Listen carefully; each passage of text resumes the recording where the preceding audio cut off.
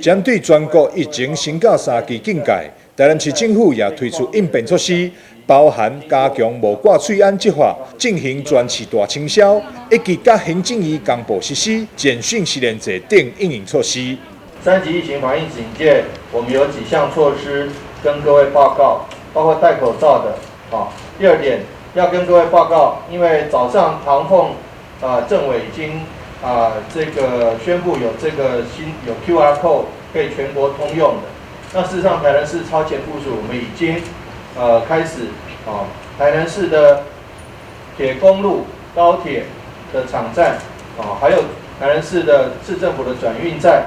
还有我们市政府将来明天开始的这个出入，都使用全国一致的 QR code。另外，民间包括超商、包括卖场，他们要使用的 QR code， 如果他们愿意，也可以跟这个中央申请，得到一个 QR code 之后就可以使用了这样全国一致，很快也不用等是非常方便，而且个资不会外流到民间机关去，那中央也不会这个保留你的个资它只保留28天一个疫期。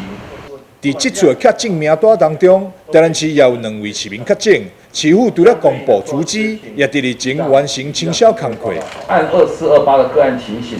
他于5月2号早上6点搭乘核心客运从新营至三重前往万华区，那在晚上11点15回到新营，在5月5号上午到盐水菜市场，在5月7号早上6点又去万华区，晚上当天往返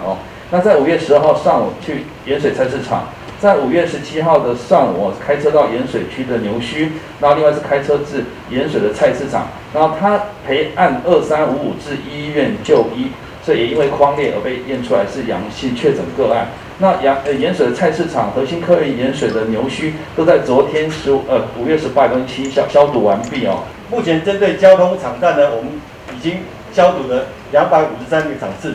那针对人潮聚集的地方呢，也消毒了357场次。那同样的，针对确诊的足迹的部分呢，